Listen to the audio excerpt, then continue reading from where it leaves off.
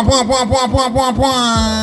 are now tuning in to the Podigal Sons podcast. It's your boy B New, aka Black Brandon, also here with my brother. You know him as Lance. The streets know him as Mr. Spread Love. In the Louisville streets, obviously, what we're talking about now. We are here for another episode 9. Fine as a dime and some wine that's been aged. Okay. I'm just, you know me, I'm coming off the top spitting. I'm very, very tired. You know what I'm saying? But you just got to keep going. You know what I'm saying? I don't have nothing planned. You know what I'm saying? I didn't do a rundown this episode. I don't know if y'all like that. It's new enough that we can switch it up and flex it up and move and shake. Lance said he got some notes written down. I just want to check in with y'all and check in with my brother. First and foremost, Lance, how was December 25th for you, my brother? It was just another day in December. See, that's the problem, though. That's the problem because see, like this rhetoric that you push, it's fine, it's good. I support it. You know what I'm saying? I'm not pushing you against it, but I found myself like not hitting my sister-in-law and telling her Merry Christmas or Happy Jesus' birthday just because like I'm trying to be on the same mode as you, but also in the same vein, family won't mess with Christmas. Y'all was over there celebrating Christmas. Thank God, y'all. I won't see y'all again for another 8 days before we actually link up again. I think that's enough time to see if anybody gets sick. We need to wear an N95 mask around y'all. But y'all went out and celebrated. So yeah, you said. I doubt it. I don't think it was a celebration. We and when I say we, I mean our family particularly. I could be talking about the entire Black race, but who knows? We use any excuse to get together and eat food and enjoy each other's company. So I feel like it was less of a celebration. A fun thing I did though, Brandon, all the kids on Maryland's side, I took some books that I'm done with in my house and I hid money in the pages. And I was telling the kids like, hey, y'all, I got books for y'all. Now the value in a book is hidden beneath its pages or between its pages. You know, I kept saying that and like peering at them. Double entendre, shouts out. And then nobody touched the book. But what'd you call it? Who was it? I think it's Trez's daughter, his oldest daughter. She ended up taking one of the books and was like looking through the pages and she found like the $20 and she was like, oh, and then all the other kids was like, then they start grabbing books and shit. But one of the books I only put $1 in. So like all the other books had at least $10 in it, and one book had $1, and it was at the bottom of the pack. So whoever was last to grab a book, that's all you get. That's funny. I was gonna say maybe people think that as a nice bookmark, but knowing myself as a kid, especially in Louisville, we take every dollar and do whatever we can with it. There's a famous story where Lance was going to the store with his friend Spencer and asked my grandmother for some money to go to the store, and she gave him was it $1 and told y'all to split it. Mm-hmm. Yeah, I mean, it was probably less than that, and she didn't give it to us. She like told us to dig it out the penny jug. You know, that water jug she had full of pennies. Or what was it? What did Grandma have? It had like change. We didn't have nothing in the house. You interesting. Make that up? No, there was somebody's house we lived in with had a jug full of pennies in it. We used to like. You talking about a piggy bank? It wasn't a piggy bank. It was a water jug, like one of them industrial sized water jugs, and it had nothing but pennies in it. I know Grandma had a spit cup outside. It wasn't outside. It was inside next to her bedstand, and we knocked it over plenty of times. It was outside and outside because she would smoke outside and she was smoking inside. It was outside and inside. That's what you need to spit. You got spit? Yeah, no, I'm fine. I do. I have things that I have spit into. Yes. Ever since developing smoking. It's so crazy. I used to wonder how Uncle Monty would like fling those loogies that Uncle Monty spit. Always was like impressed by like how hard he spit. I was like, how am I gonna be able to do that? And I realized, smoking. You have to have excess particles in your lungs so that you can have a projectile spit like that. It was a few salivating from the smoke or wanting to. Keeping up the Christmas spirit, BB, I wanted to talk a little bit about like our traditions. Like, so y'all, our mom when Christmas came around, she would give us $100 and let us go loose in Toys R Us, right? And I've always thought that No, this no, was no. like, I think it's important to put some years on this because I think that it like the yeah. So I think it's important because some people's family traditions don't really change within the time. Where I think this one was such a staple for us up until the age of, let's call it 11, 12 for me. sure. I mean, that's probably when the toys got too expensive. It was like it was one. I remember last time we did it, we left the store with like 5 items, and we was like, oh shit, So let me maybe yeah this $100 ain't gonna stretch like it used to. let me give a full picture of how shit went with that Christmas or with Christmas in general on my mom's side. So when we would spend Christmas in Louisville with my mother and our family, our grandma's house, we would get a new pair of shoes, and in the new pair of shoes was $100 bill that on December 26th we could go to Toys R Us and get a basket and fill it up with whatever we would like, and then we would go check out and we would hand the cashier $100 each of us to pay the dues of what was bought, what was purchased. And it was like a miracle land, and it was very, very fun. We always look forward to it. Kind of had that big Toys R Us book to kind of map out what we was going to do with that with the money when we got there. Now in retrospect, when I got older and look back at it, we surpassed $200 every time. It was not, we did not just get $100 worth of toys. That's not how things work. That's not how toys work. She would just let us go ham on some like supermarket sweep type shit, and she'd cover the bill, and that little $200 would go to it. Have you ever thought about that concept of it? I've never even, in my mind, we literally just stayed in our $100 limit. In my mind, I remember mom like, haggling with us, like, I don't know if you want to get that toy. The toy is like this much of your money. So like in my mind, that's what it was, and it obviously it wasn't. I defer to your memory when it comes to things like this, but No, yeah, in my head, that's how that goes. yeah, remember the one time Dad came with us to, for some reason, Dad was in Louisville when we was doing it. Dad and Uncle Nate. Shout out to our Uncle Nate. Um, Shout out Uncle Nate. we came home and we got all the presents in the living room, and then Dad went upstairs and saw that our room was shit. It was like not done and not kept, and he made us clean that room spick and span before we touched any of those toys. Do you remember that? We was in that townhouse with the mom had the typewriter. First I time feel we had a like washer and traumatic dryer in unit. experience. Anytime that I cried, I think I erased or like buried deep inside myself, and I cried a lot as a child, as you remember. So I feel like that's easy. That's easily a time where I would start crying, and like kind of. It sounds familiar. It sounds super familiar. Because we was cleaning up and we would have to walk by the kitchen or walk by the living room and all the toys while we was like steady heading to the trash can to clean up whatever our room was, because our mom would let us go to our room to go to whatever. What the hell? And What the hell was Dad, that doing there? That wasn't huh? supposed to be like. What? That's one of them. Like, what? You ain't even supposed to be here. You ain't even supposed to be seeing this Supposed shit. to touch the Like, you 502 ain't even experience supposed of Christmas. What you to. Like, doing what? here? I'm over here being on punishment. Am I in Detroit? No, I'm in Louisville. God damn it.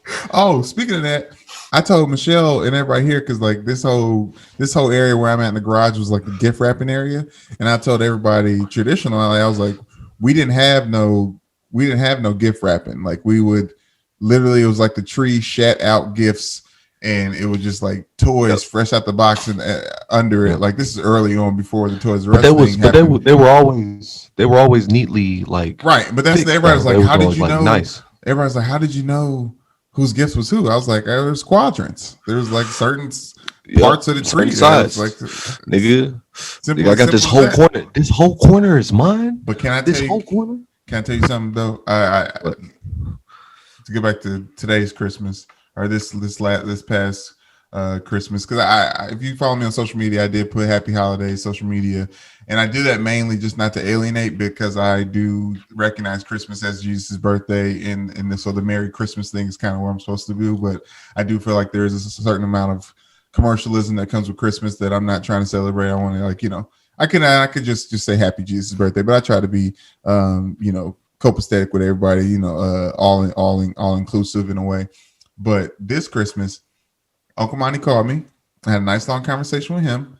He revealed a lot of things. Talked about possible when he wants to come on the podcast, the stories he can tell and can't tell.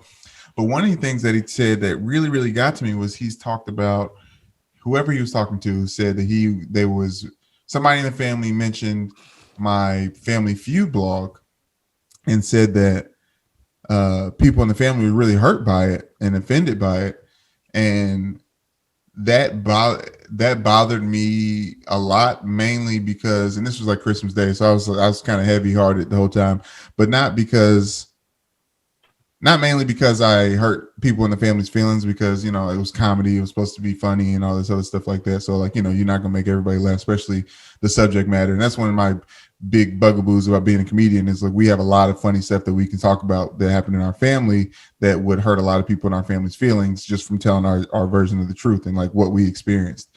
But mainly is because like I wrote the article to pub up you guys, but mainly for like content for Barstool and the job that I had, and I felt, and because that audience is what it is, and I felt like the tap dancing for the white folks type of thing and putting my family in expense for that, I was feeling the type of way like, damn, like I'm glad I never got too deep into the weeds when it comes to creating content for these people, telling our stories and my stories, because because I talked to Mom afterwards and she was like, don't listen to Uncle Monty. He don't know. Who was he talking to in the family that was mad about? I was like, I don't know, but like the concept of me alienating family to entertain that audience at all felt, and it was like the number one blog for a while on the site when I was watching and stuff. So I did feel a little bit away, and I was kind of heavy hearted about it.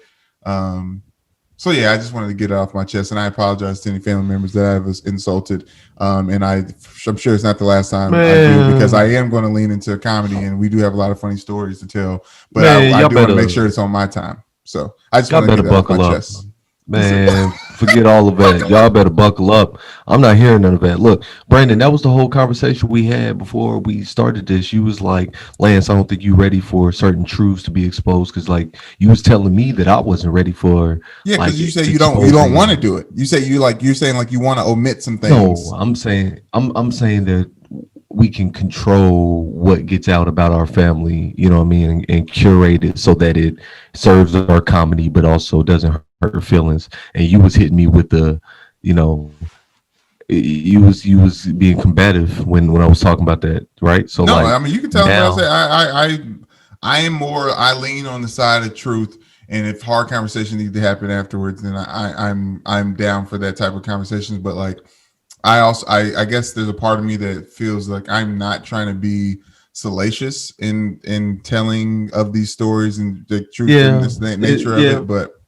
But yeah, go ahead. I apologize. But there's a difference between salacious and truth, right? That truth that you was talking about, like there's certain things that need to, like facts that need to be known, that continuous story, and then there's facts that don't need to be known to make a story or a joke work, right?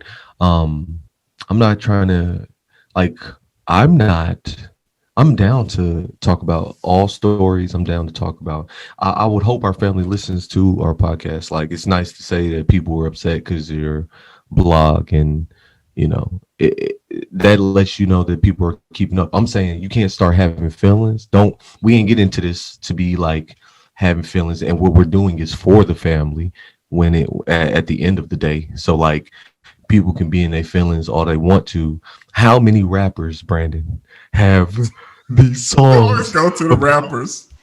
I got to. They are our generation, our culture's griots, right? There are culture's poets and speakers and thought provokers, thought leaders, and every rapper teaches us.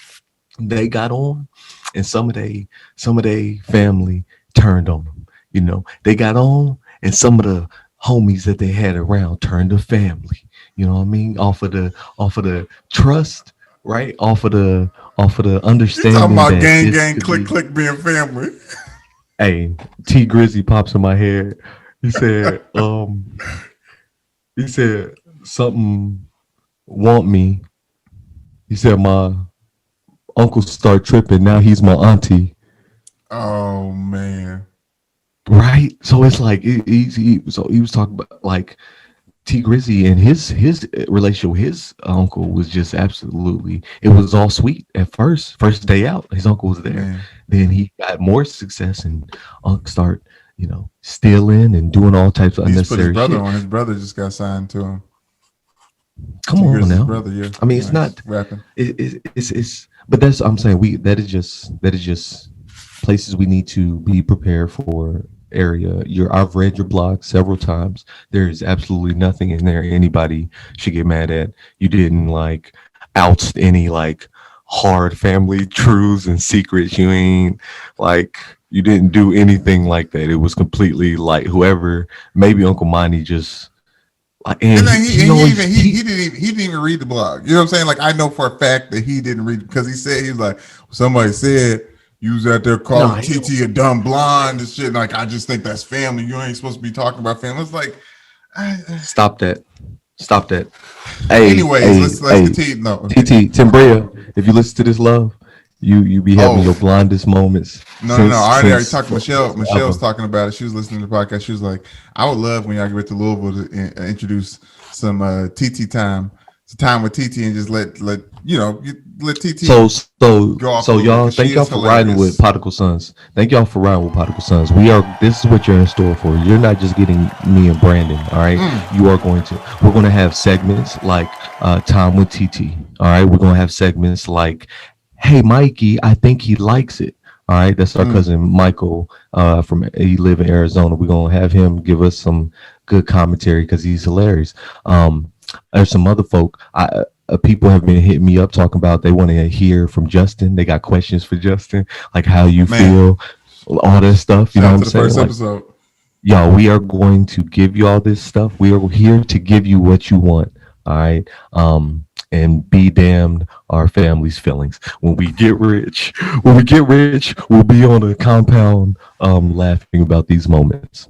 But for the rundown, all right, so I had a few things. Brandon recently was on my Instagram looking like 300-pound John Wick in some, or like the young fat Denzel Washington in Equalizer. He was like doing flips and stuff. Listen, y'all, if y'all have never seen, Brandon's one of Brandon's idols is I don't even know the cat's name. He's Paul Blart. Shout out to the homie Mike Kevin James. Kevin James, all right. aka Doug Heffernan. Listen. The King of Queens was on a marathon on Lifetime while Carter was being born. We was making sure he had that funny light nature in his soul. Kevin James is the homie, the GOAT. I have not watched a lot of his movies, I will admit that, but his character on King of Queens, the show King of Queens, one of my favorite shows. R.I.P. to Arthur Spooner, Jerry Stiller, the dad living in the basement.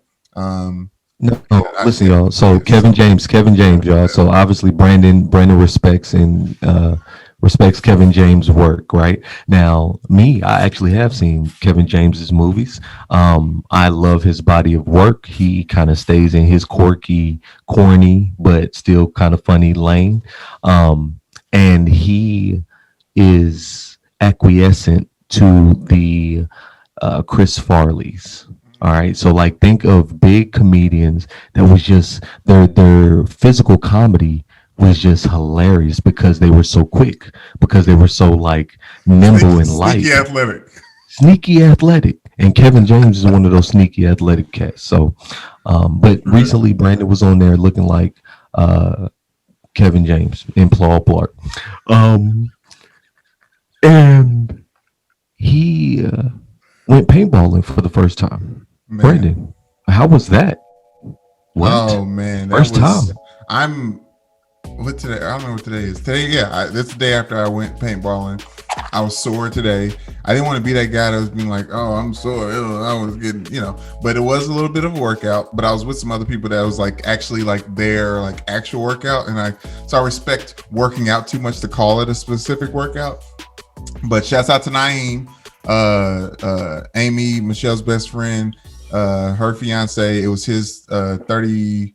Talking about birthdays in December, we've been talking about all week. But his 30th birthday is on the birthday 29th. Greg. So they had a little paintball. It was a bunch of people that I don't really meet. I don't really know like that. But Birthday it was Bunda. it was paintball time. You know what I'm saying? So I was like, hell yeah, I'm down. We went out there. I realized very soon that like I'm a little bit too conservative with like my weaponry. Like I want to be like selective in my shooting. And paintball, you just gotta let this shit fly. You gotta come out there like honestly, like Bitches Love Sosa, Chief Keef, just like his ad libs, West Side Gun, his ad libs, like all the rappers' ad libs you talk about. That's how you gotta let them paintballs fly. I was out there with a faulty gun. They told me straight out there, it's like, listen, your gun's messed up. Like I had somebody dead to rights, and I was like, and it was a pop, pop, pop, pop, pop, like a dry vagina. Was you the only black dude? Huh? Was you the only black dude? No, one of three in our group. And the other two brothers, their guns was just fine, working just fine. Yeah. Naeem got me one time right in the square, in the right between my goggles. Yeah, you played basketball, Naeem. It was black. Yeah, it was black. Okay, it was black people there. Yeah. Okay, keep going. Sorry. So anyways, that's his birthday. That's Naeem's birthday. It was Naeem's 30th birthday party. Oh, right out. Shut up, bro. But yeah, like I said, I heard the weaponry was messed up. I didn't care. You know what I'm saying? Like I was like, nah, I'm a thug about mine. You know what I'm saying? I ain't about to go sit out a game, go get my gun fixed. You know what I'm saying? Nah, we out here. You know what I'm saying? I'll shake the little pellets into the thing. You know what I mean? But I barely had to refill on paintballs because like I was just always. But it's a rush. It's definitely a rush. Hey, I argue the paintballs didn't hit hard enough. Like I wanted to feel more of the pain because honestly, the balls that hit and didn't explode, because you're still in the game. If the balls hit you and they don't explode, then you're still like in play. Them bitches hurt more than the ones that explode. The ones that just hit you and fall off. So we did a bunch of different rounds with like the inflatable barriers, which was dope. At the very last game, I did the barrel roll like Paul Blart, like in between obstacles, and everybody in the pavilion was dying. Everybody was dying. I got too close and I let it fly too much, and I got out pretty quick in that game. Got in the neck. It'd be hurting. But what sucks is when it hurts, the game's over. Also, I was being true. You know how I'm. Lance knows this about me. As soon as if the ball come off me and we playing a team basketball, I'm saying it was off me. While like other people be like arguing, like, no, it was off him. It was off him. I'm very like, ball don't lie, so I don't want that type of karma. So like I was getting hit in the gun and getting out because you know your gun is part of you. But there's guys that was getting hit in the gun and was like, fuck that. I ain't get hit. I'm gonna keep firing. But it was a rush. It was very, very fun. I went in the inflatable. Then we had like some tubes that were right next door. But then the woods was a whole other ball game, and that shit was actually scary. Like I got hit, and I was trying to leave, and then because I got lost trying to leave, I got hit about 3-4 more times. One of them in my groin, very close to my baby maker. Just because I was trying to get out, I didn't know where the woods. Like it was very like on some. People are very. That whole thing is paintball is a whole nother world. Like it's a subculture within itself. And I would have like given you advice and said, you know, wait for your gun to get fixed, right? Maybe don't do all this stuff. You want to be cool. Otherwise you look like a target, which obviously you were since barrel rolls got you out quick. And then walking out the woods, you got aimed at your groin. There was somebody who went to sleep at that night, just dreaming about thinking about him hitting you in the nuts with a paintball because that's what they live for. I feel it right now. It's still sore. It's still sore. Yeah, listen, they got me. The first time I went, and I saw like the people that brought their own guns and had their own like body armor and stuff. And when they were like tapping the trigger, they had the trigger, and it was 2 fingers. It was real light, and they was tapping like they was fingering. Oh, they had the automatic shit. It's not automatic, it was manual, but I'm saying the way they was flicking their fingers, it made it automatic. Do you feel me? Again, like masturbation, like female masturbation. Yes, okay, thank you. Hey, they said that's how you're supposed to do the trigger. So I was like, all right, really? I went in. Yeah, I should have known that. with FDB. We went out there, man. And they had like a post-apocalyptic cityscape, I remember when right? y'all did this. That was a little. That was when you get back to the city, man. Let's do the paintball thing the right way. It's uh, you was in Florida. Those guns have been played with, No, I'm pun telling you, you intended. talking about the professionals? They had the automatic Mm, where you could like you pull the trigger once and 10 let off in a round, and not it's to mention ridiculous. they did not have any armor on. Like the professionals was like going out there with just like dry fit tight shirts, like warm up stuff when you go to like 7-on-7 camps, like 7-on-7 Mm, passing league mm, camps, like the way people's mm, looking out there. That's what they was on, and it was clean as a mm. whistle. I couldn't. I didn't know how getting hit from nowhere, bullets flying everywhere, friendly fire. It's a whole other world in paintball. But I'm glad I finally got it under my belt and did it because yeah, that's it's fun. It's fun. Yeah, you're one of those people that like you have like that bucket list and you'll try anything once. Like, Oh, would absolutely. you jump out of a plane? Of course. I'm afraid of heights. Why Okay. wouldn't I jump out of a plane? I'm not afraid of heights. I'm Because afraid of you're falling. afraid of heights. No, What? I'm not afraid of heights. I'm afraid of falling to my death. But so of course I'll jump out of a plane. You would Quick not. fun You fact. won't. You don't think so? No, absolutely not. The one thing Not. the one that's No. hanging me up about jumping on planes is it's so expensive. Like at one point in time in my life where like I liked shoes but can't afford like nice shoes, I was like, I'm not gonna pass up on a pair of like four retro Jordans just to jump out of a plane with a thing. And also there's a lot of weight limit stuff that I gotta lose some weight to even be allowed to do. Like Michelle and her brother and everybody went onto the. I tweeted this. I say, how many big people get eliminated from a family activity because they Yeah, I've seen that. heavier than the whatever the maximum Weight limit of weight the limit ride is. is. Where they went on this like 5-story tree course, like 5 stories up, like tree obstacle course, where there's like zip lining through trees, walking on logs, and all that sort of stuff. And somebody was falling behind him, but the weight limit was 275. I ain't been 275 since I was 14, or in that one Mm, time I was depressed.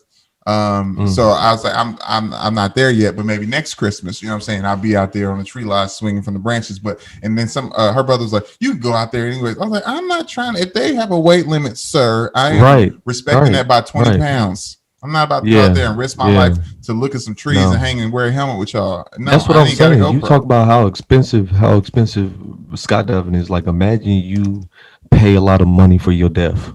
Like that would be asinine. I refuse to do such That's a lot ridiculous of people do things. that. Pay a lot of money for the death. Oh, Yeah, that's true. inadvertently. That's true. You know what I I mean? mean, shoot, I would argue to say that depending on what you die of, you spend a lot of money on whatever caused that, whether it be, Man, Steve McNair died by his diabetes, mistress. cancer. His mistress shot him in the hotel room. I imagine how much money he spent on her for his demise. Dang, dog. So no, no, no, I wouldn't. I would not jump out of Wouldn't a jump out of a plane? plane. No. Why wouldn't you? I would not, could not jump out of a plane. I will not do it, Brandon. I am Green Day Graham. That was one of my Brandon. favorite Dr. Seuss books. That shit was hard. No, why would I no, I don't like cheating death, right? Like the things that thrill you, the reason why we get a rush when we do these things, right? Again, back to the last podcast when I talked about death being an experience that people are acquiescent to, like it changes them, it's addictive, right? The rush that cops get when they shoot a perp and 20 years down the line they done killed or been involved in like 4 police shootings, like they're chasing that rush. Is it's a rush uh to get in gun battles and all that other stuff. And so I say that to say I'm not. I have no reason. I have like I look at that stuff like trying crack. You know what I'm saying? Like I do not, or even trying cocaine. Like I'm good. I don't even want to get hooked on it. Like I don't want to get near it. It's not. I'm good. I'm good. Fun fact, everybody. Me and Brandon's father was a homicide detective, and he told us that when people jump off of bridges and buildings, it is not the fall that kills them. their heart explodes. So you end up like pretty much having a heart attack before you hit the ground because your body can't take the endorphins and the rush, right? And is that not like some sweet, uh, sweet, like somber shit that nature has built in us? They're like, hey, if you end up falling off a mountain or something, don't worry. We're gonna make this shit so exciting. You just dead before you hit the ground. That way you Well, I don't. mean, yeah, You know. that's not for the majority of people. I mean, it's not for like all people, but it may be the majority. But I still, I don't know. I'm not afraid.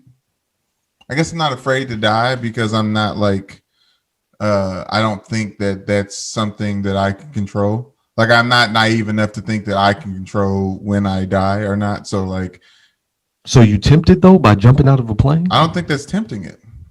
What? Like, I don't see that. I don't see that as tempting it. Like, that's what I'm saying. Like, if there's Jumping out of a plane. with a Like the parachute, you race. ain't jumping off without a I parachute. mean, you ever have those parachute men, those little parachute soldiers, and then you like throw them up, and then the parachute catches, and Yeah, it, toy soldiers. Or yeah, it's toy different. soldiers. Yeah, but yeah. Did the parachute always work? Did it throw the man up? Did the parachute always catch? I It don't think. didn't. No, I don't think in the dollar store toy soldier man the parachute always work now. Well, Because I was if you waiting paying my whole. $2,200 to jump from at a specific elevation with somebody whose job it is to push people out of planes, fly at a specific way to have people jump out of planes, and somebody's job to was to climb. Lance, you To worked be at a damn grinding you worked at a damn rock climbing wall at Dick's, and I Yeah. bet some people walk by. I was getting shoes like I'll be damned if I climb up a wall, fall up back, break my back. Like, and you knew as a worker at Dixie's, like, oh, well, there's certain safety Yeah. regulations that happen Well, again, sir, just logically, I understand working at that job. I'm tied to something that is anchored to the ground, and my weight is being counterbalanced by the thing. So if I fall, I'm going to, I won't hurt myself. As of this, where, not only you're strapped, the instructor is strapped to your butt the whole ride down, and unless you become professional, then you can after X amount of jumps, you can ride solo. But go ahead. oh my God, imagine you do everything it takes to ride solo, and on your first go out, it just slips. Like that is, man, I watch way too much World Star and stuff like that. Like there's nothing I but know, but like I don't understand watching World Star can make you like live in fear because I definitely choose there's a not lot to of people. live I in see a fear. lot of parachute and failures. A lot of parachute failures. Out of five, like two of them survive. Like two of Okay, them. think about the hundreds of thousands of successful shoots until You're right. until the You're ones right. that hit your page You're right. on You're WorldStar right. HipHop.com. Completely irrational and like based on numbers, just completely wrong. But no, sir, I'm good. I I don't want to mean, do it. Like people pick superpowers and they say like flying is a superpower. And I'm like, what if you get sick?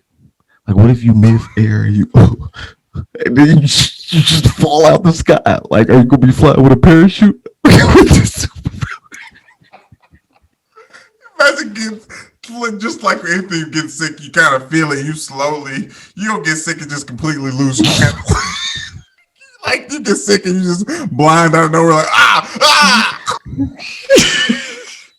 A bird, Shit get blurry. a bird I'm can saying fly everything's past your face. gradual. Things are gradual. A bird can fly past your face, give you COVID, and you fall right Oh up. my gosh! Now I will say Too soon. there are some people Too that soon. maybe are too focused on the end goal that they don't read signs. Like I am a big believer of signs, and like I'm a big believer of like being exactly where I'm supposed to be when I'm supposed to be there. That's how I find the $20 or whatever thing that happens is like, ooh, I was supposed to be here right when I was supposed to be here. Now, if I was planning on what is that shit called when you jump out the plane? Skydiving. If I had a skydiving event planned, I lost the weight I needed to lose to do it. I paid the money, got the deposit, all this stuff, and I'm driving there and I get a flat tire. I'm not skydiving that day. You know what I'm saying? I'm like, oh, not today. It wasn't meant to be. I didn't get there cleanly. Like, you know what I'm saying? Like that would be one of the things. Like it's Mr. like the Mr. whole. Newman, you're late for the appointment. Yeah, no, No, man, I got a flat tire. yeah, No, it's okay. We'll wait for you. You're our only trip for the day. No, look, no, didn't I tell you I just got a flat tire? yeah. Let's That schedule means that some. I'm going Let's to die today. right. Let's schedule some stuff for 3 months out. Let's reschedule. I'm gonna rethink it. Y'all keep that little deposit. And now if I want to come back again, if God make it so I'll be up there in that plane with them goggles on, then I'll be up there in the plane with them goggles on. See, I'm like that too, and that is my thinking as well. But in my mind, like I'm up there with those goggles on in that plane, and for some reason, like I'm some spy, and the plane that I'm on is blah blah blah contained and blah blah blah, and I got to jump out real quick, like the movies. That's in my mind. You I'm can in that play. You can situation. play. What's this shit called when you do that for sex and you make up the situation? Role play. You can role play while you up there. I'm sure. Like they like count you down. Like Mr. Bond, you must jump out of the plane in the next 10 seconds to land See, specifically on that. Yeah, like I'm look sure at that. Look you at can that play job. That was a wonderful job. That's probably 4,400 to jump with a trained actor to give you the evil villain. You know what I'm saying? Jump out with a full tuxedo. Because these dudes is like surfers. You know what I mean? They're like, yeah, man, no, you're good, man. I strapped it, man. I strapped it. They live in the Okay, let me sky say and this. higher altitude. I do think back to the main point. I think that there is a personal. There's something personal where you can tap into by conquering a fear, right? And I feel like as long as we are beholden or are like put back by things like I ain't doing that, then we will never be able to do that or anything else. Like there's a mindset that our there's a box that our mind is in that if we don't push ourselves out of that box, it's almost like the whole situation with me getting out of Barstool. Like it was until I had the courage to like, no, I'm quitting this job because of X, Y, and Z. Like I would have never had the courage to be able to recognize like the power of like not feeling beholden to something or not like thinking you need money or think I need this job for X, Y, Z. Like, no, you don't need shit. You know what I mean? Like, so there's a big mentality of like, if I think I can't, then I can't. And it's not only I can't just do that, there's a whole bunch of other shit that I can't do just because I think I can't do this. Even if it could kill me. Conquer your fears, man. Conquer your fears. Go out there, play paintball, jump out of planes. You feel me? You know what I'm saying? If you conquer. blacklisten this podcast, do some white shit. You know what I'm saying? That's basically what we're saying. Like try some white shit. Oh no, don't do some white shit. White shit gets you shot. But white shit is jumping out of planes. Is that fair to say? Very fair to say. Okay, very fair to say. Yeah. Even just from an economic standpoint, like y'all got the money to be doing this shit and the time. Right. Like you took off of work. If you have a job, you took off of work to spend 2 or 3 weeks paychecks or 2 or 3 months paychecks to jump out of plane. Yeah, that's wild. Oh, speaking of that, and speaking of like what we think is probably in a white shit box, that's funny. Would you run in with the Bulls? No, what do you know how racist? Oh my goodness. All right, you all. So people don't know the history of the running with the Bulls, right? Do you even know like the whole background of that? No. Oh my God. I know we're about to find out. You about to find out. Listen, so the Matador, right? He's dressed up in lights, City of Lights. The Matador is supposed to represent Spain, and he's representing Spain during like medieval times when the Moors had control of Spain. They built their fountains, they built their water structure, the aqueducts, all that stuff. The Moors or Black Africans came into Spain, conquered it, and just made it the beauty that you see now. There was a whole Are we battle. talking about like actually doing a Matador thing or running with the Bulls? Both are. So I'm gonna get to it's both of them because the running with the Bulls coincides with Matador show. Okay. So the Spaniards pushed the Moors out of Spain, and that is the running of the bulls. Like the reason why it's a black bull, right? And they taunt it and keep it alive. They run from it to corner it and eventually kill it. Like Olay and all this other stuff. Like all this stuff is based around white people or white Europeans beating black Africans and How? from city. You may have explained something that you understood, but I don't know if it got understood coming out your mouth. So Okay. circle back. How I understand Spain, like many other countries, was built on black people. But what is the running of the bulls? Built by black people, and the running of the bulls signifies the ousting of um, black Africans. So like, or the war, like the battle that they went through. You got these black bulls running after you, chasing after you, right? You're Italian or you're Spanish, so you're wearing your white and red, and those are signifying the like soldiers and whatnot and all that other stuff. But like in the end, you trap them and then you kill the bulls. So like you trap them in a corner and everybody like throws spears at them. I think this is one of the. Hold on, that part might be. Let me make sure that I'm getting that right. So basically, the Moors rebelled against the Spaniards, and No, BB. There is no rebellion. The Spaniards rebelled against the Moors who were in I control. thought you said the bull was black because of the black represent the Moors. Yes, Spain. the bull represents the Moors. Yes. So why?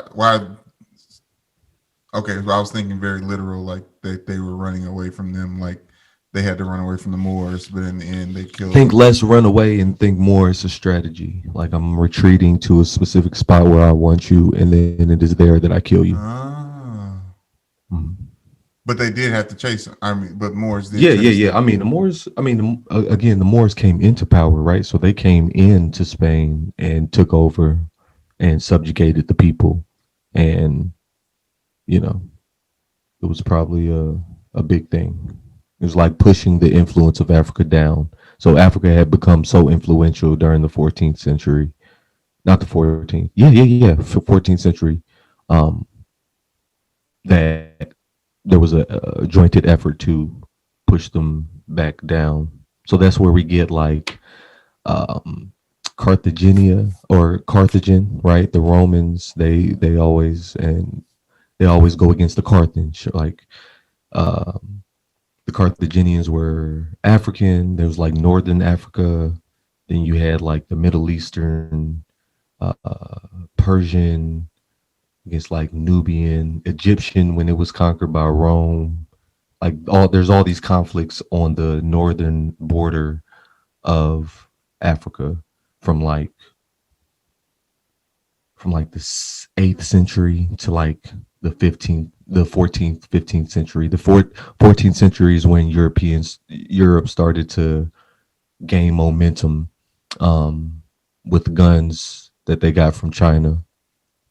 Like that's where we get the 15th century exploitation, 16th century exploitation, or export of Black people in the Atlantic slave trade, 16th, 17th, 18th century, 19th century. We're here, and then 20th century. That's what I'm actually going to be talking about. I had those notes, right? And that's one of the areas I wanted to get to on the podcast was like, how old is humanity? And kind of talking about the timeline. We don't think of the timeline properly. I was thinking it's about to be 2021.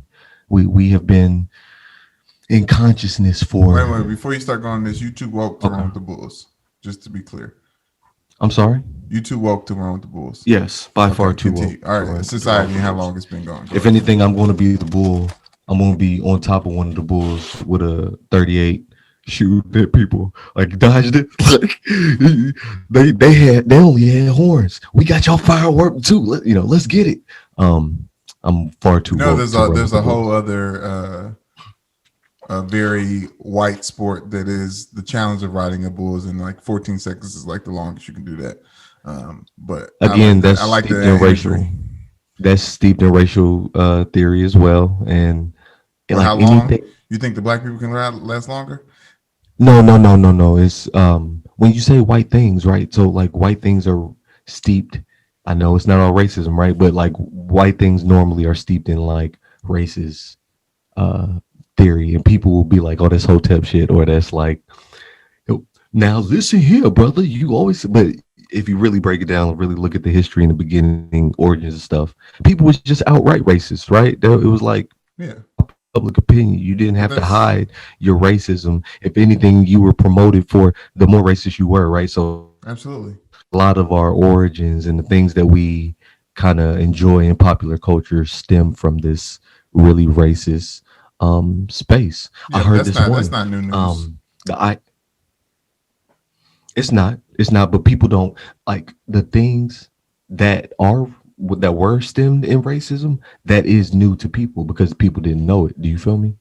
Like people can blanketly understand that most things originated from a racist standpoint, but when you actually pinpoint a certain subject and its origins, then it's like, oh, well, I didn't know that. That's new But most information. things stemmed in America are stemmed in racism because America is stemmed in racism.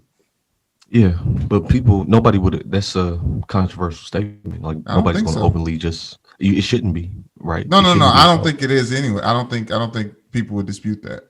It'd be Ooh, hard that would to. be a. I I don't think. mean, I don't. Yeah, I don't think. I think you might be thinking that people care more about the validity of that, but I don't think people do.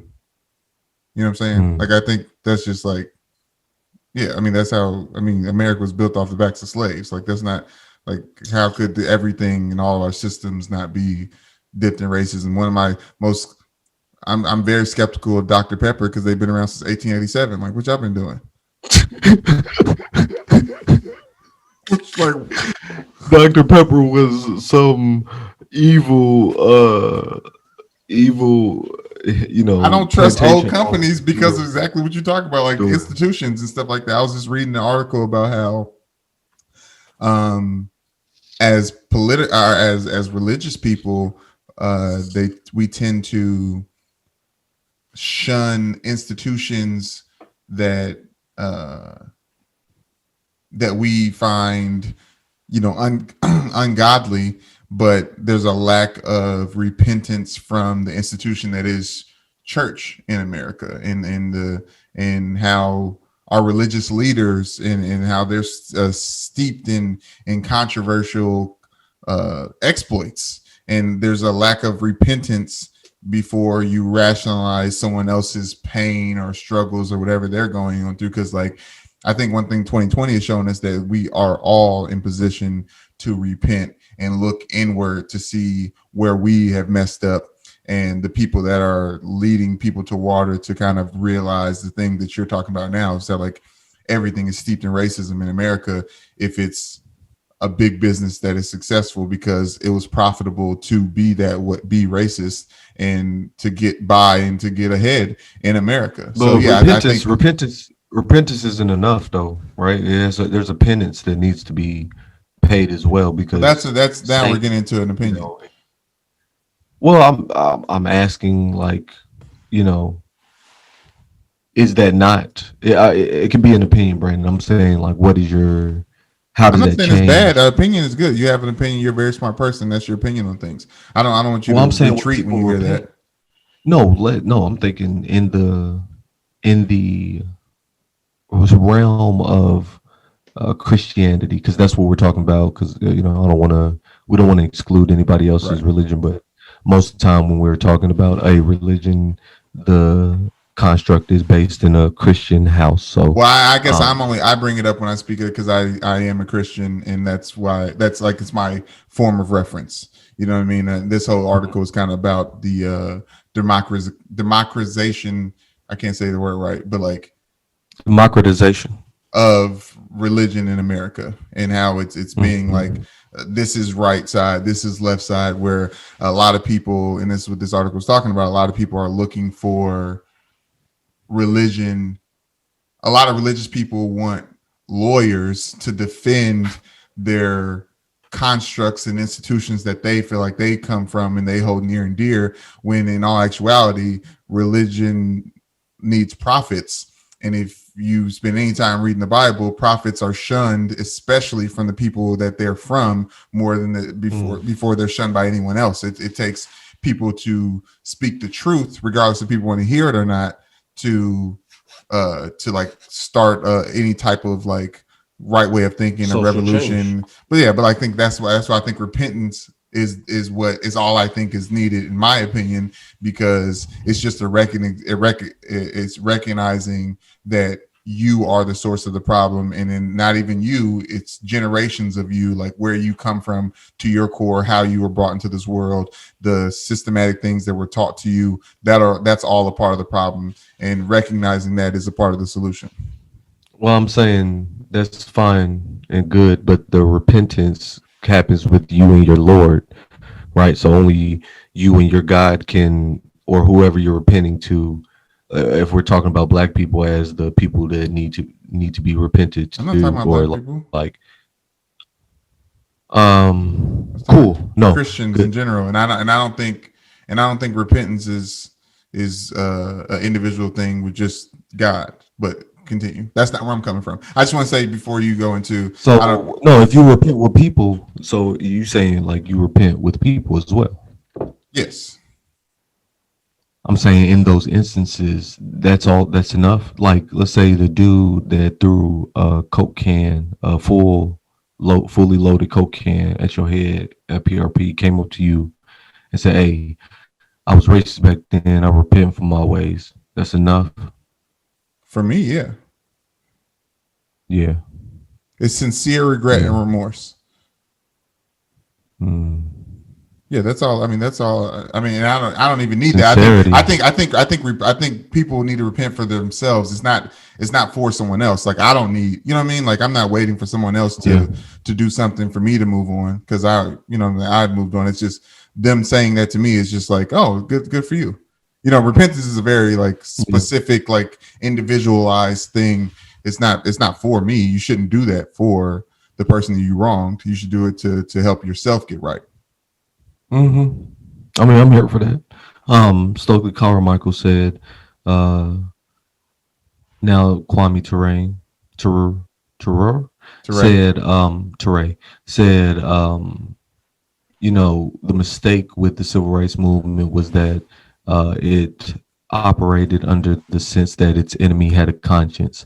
And he said, the government doesn't have a conscience. So, that was like a misstep. And that's what I'm like, that's fine if like I use that to tie it into social justice and talking about just the repentance that needs to be done, or recognition, or sincere regret and sorrow, that needs to happen, right? Remorse, right?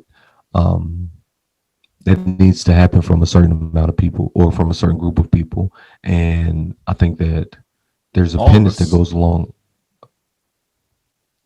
All of us. That's what I'm arguing. Yeah. I mean, all of us eventually, but people need to be made whole. There's generations of people that are. I don't think anyone else can make you whole.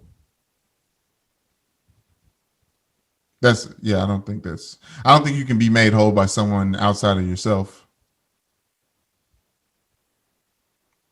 How does that happen? I mean, people in the lottery, people get inheritance. Matter of fact, that's the biggest one. People get stuff passed down to them. They get inheritances. They are made whole and they don't even know. Absolutely. If you like, your mind can develop in a different way when you don't have food scarcity, when you don't have income inefficiency, but like fluctuation, when you don't have housing security, like when you don't have these things, you develop in a different way, mentally, socially, emotionally, everything, you know what I'm saying? So like in those cases, those people, if not whole, of course I can't account for what they're going through personally, but there's one sector of their life that was kind of there for them whole, that kind of completed them to who they are now. Do you know what I'm saying? No. Like me. Okay. I mean, that's fine. I'm not here to try to convince you. That's just where I'm coming from with it. Like, No, I guess I'm not trying. I guess I wasn't trying to hear you convince me. I wanted you to be, I guess, for our audience sake, if other people were listening and didn't understand. well, for our audience's sake, I feel like they're well, okay. So I feel like you're coming from a all of us are God's children standpoint, and I'm coming from it from a we all weren't born equal. I don't think that. I mean, of course, that's. I mean, that's. I think that goes without saying. Of course not. Yeah, good. I was clarifying. You want me to segue? Whatever you like to do. I'm on Clubhouse. Tell us about that experience. Are Sydney, you? who is our little sister, she told me about Clubhouse because I usually use her as like our my pulse for what the kids are into or what younger people are into. She's What are you she's guys into six- these days? Yeah, she's 6 years our junior, so she's pretty tapped in my opinion, to especially things that I'm interested in. She's very creative, beautiful mind, beautiful thinker. She's like we talked to her about her. She has her own clothing brand right now. So she told me about CH, as the kids call it, Clubhouse, and she said it's basically like putting faces and voices to people's tweets. Which was like, and she said, I don't know if that makes sense. And I was like, it definitely doesn't make sense, but I can see how being on that app would make it make sense. So I'm just using that as a point of reference. What has that experience been like for you? Yeah, I don't know. It's so That is the Clubhouse review from Spread Love Newman. I mean, it's it's being on speakerphone. It's like being on a group chat. Did you ever like three-way people when we were younger? Right, you be on house phone. This generation knows nothing about this, but you be on the house phone, and then you like three-way your homie in or your friend in, and then they would three-way another person in. They would three-way another person in, but you didn't have speakerphone. It's like that. Only you got speakerphone this time, so you can still like browse your apps and be on Facebook and stuff, and just listen to people commentate. I think podcasts and the Is there a Zooms and all visual? this Is there a visual aspect to this? there's bubbles with profile pictures. Some of them light up when somebody's speaking, and others don't. So there's not a video, because I've been hearing a lot about on Joe Budden's podcast. They talk about Joe says that people are trying to get him to host certain Clubhouse chat rooms. Does that sound like a thing? And like I know 21 Savage and other people have been on there, and I'm imagining basically like a Zoom call that have people on it, like a Yard House or something like that. That's like for Twitter or some type of streaming like live service, but it's not that. It's literally just audio with profile pictures and illuminated when audio is coming through. Is there any transcription? Like no. Nope. We gotta get your phones hooked up and screen record whenever we're back together, or maybe just remote the next episode and see. Actually, no, I'll be back, so we can do this in person. But I want to see and experience what it's like being on Clubhouse, because it's hard for me to envision, because I've seen some profile screenshots and it looks like the followers, who's following, all that stuff is very similar to Instagram at the top. You never called into like radio shows, did you? No. I mean when I was at Barstool Breakfast, it was a radio show and I called in whenever Carter was born to talk to them. So like I understand, like you're talking about like someone. Well, it's like that, but so I used to call into web radio, like poetry radio shows, right? So like there was a website you can go to, it has a radio show during this hour, and you can call in there and do your poem and stuff like that, right? I was bamboozled into one of these things by a poet called Black Ice, and if you remember, Black Ice was a prominent poet on Def Poetry Jam on HBO, and I thought that he was hosting it, so I like got on. I was like, oh man, I'm about to do an open mic on a radio show with Black Ice from Most Def, and apparently it's some dude that took his name from Chicago, and it was big controversy about him perpetrating under Black Ice's name, and I stopped going to the radio show. But very popular it, show. Or it's not show. that's Very popular name to be taken. So it's like one of those things like, who was the first person that made the "your mom's so small she hang out on a Dorito" joke? You know what I'm saying? I like to think I was, but like I'm sure somebody else came up with that. Definitely. I mean, most things somebody else came up with, right? So Anyways, back to Black Ice. but it's dangerous, it was by the way, Clubhouse. It was Clubhouse. It was Clubhouse. It was it was Clubhouse. Exactly. Black Ice is so dangerous, and that's what was so great about his poetry. It's like, bro, you are like this hidden danger on the road, and your poetry is just this hidden wokeness, Right. you know, on the road. No to one life. sees you, but you can still end up with a They broken see you. arm because you there. He had this hip hop style, so you think you like listen to a rapper, and then he slips some deep stuff on you. You're like, oh, I'm on this Black Ice, I'm crashing, boom. By the way, I have to say, and not to get away from Clubhouse, but Gucci Mane and his wife, Kior, is that how you say her name? They just welcomed their first child into this world. His name is Ice. So Ice Davis, Gucci Mane's son, brought into this world 2020. So I just, just thought that was worth mentioning. That's a good name. Okay, is it? You don't think so? Ice. Cube. I was telling shout out to O'Shea Jackson. I was telling Michelle because she was asking, she's like, we had a kid right now, like what would you name him? And I was like, y'all not gonna like this, but I kind of like the like names that are kind of like nicknames but are real names, like Major and like Sir, but also like honest to God, my favorite name right now is Man.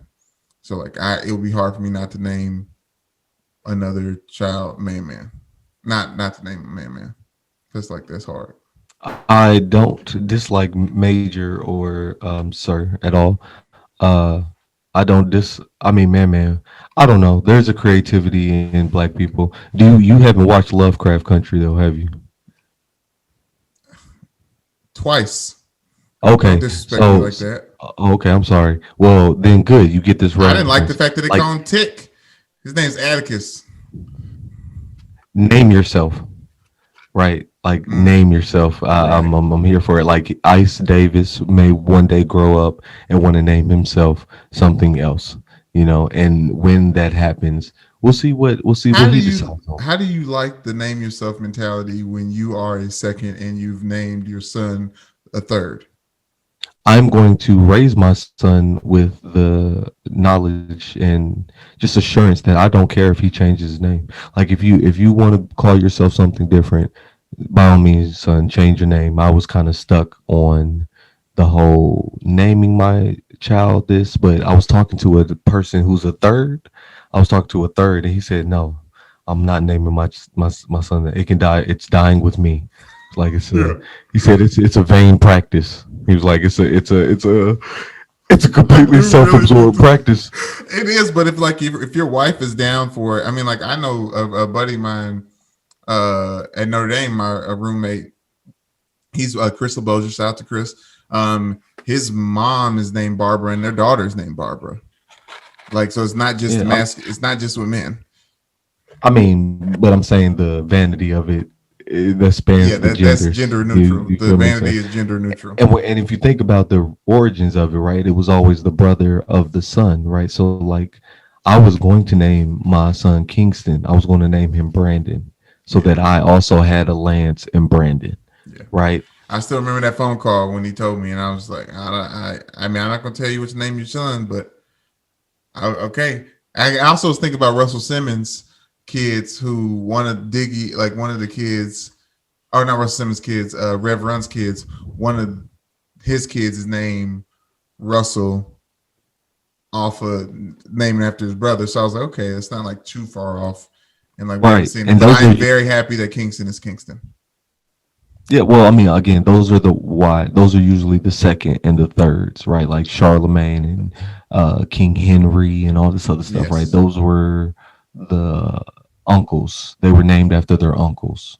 Do you feel me? because that's what Yeah. that's what the monarchy was, right? Your sister, the sister of the king, has the heir to the throne, right? Like that was the Yes.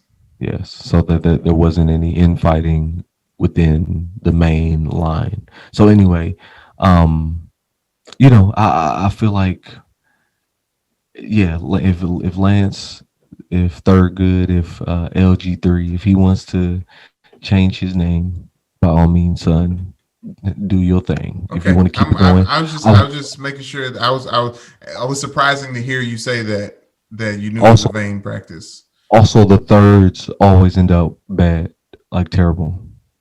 Why would you Yeah, do man. that? Why'd you Look do it that on up. Look it purpose up. then? It's a good data fact. I didn't know it. I didn't know it at the time. It was after I named him that I started to see this pattern of like the thirds in the news and just in like these terrible articles. So like these people doing these just terrible things were always the blank blank blank the third. And I was like, dang, how's the third version is just terrible? Like does it deteriorate Okay. over time? I have two people I'm close with that can one solidifies that, not solidifies that, but and then the other one is the one on disputes it. I'll start with the dispute. Willie Colon, William Miriam Colon. He is the third of his generation. He's a Super Bowl champion. You know, 10-year NFL vet, done very well for himself. Came from nothing, the Bronx, like actual streets in the projects. And now he has a fourth with four. They call him four, but he is the fourth. So shouts out to Willie. The other one, JJ, my buddy JJ, he's the fourth. I remember going to his party in New York City. I flew from Monty to New York City to celebrate him turning 24 because he was the fourth, and every Joseph John Sass before him never lived past 24. Yes, so it was a celebration that he's continues to go.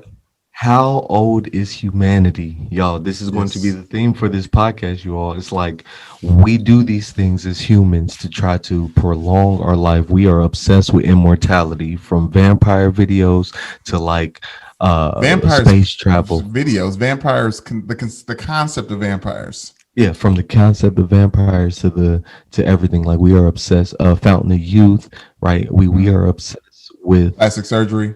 plastic surgery. We are obsessed with immortality. And in that immortality, because we know our bodies will decay, we try to pass on our names and thinking that that's going to like positively keep it going. So I guess I was at that point when I named my child. But no amount of naming is going to date humanity. You know what Yeah. I'm saying? Yeah, I names are also like kind of really important in that way. That's why I think it's a lot of pressure to kind of put that staple on somebody, and also to like, there's a certain level of like creativity and like newness. Shout out to the all up in all the smoke podcast.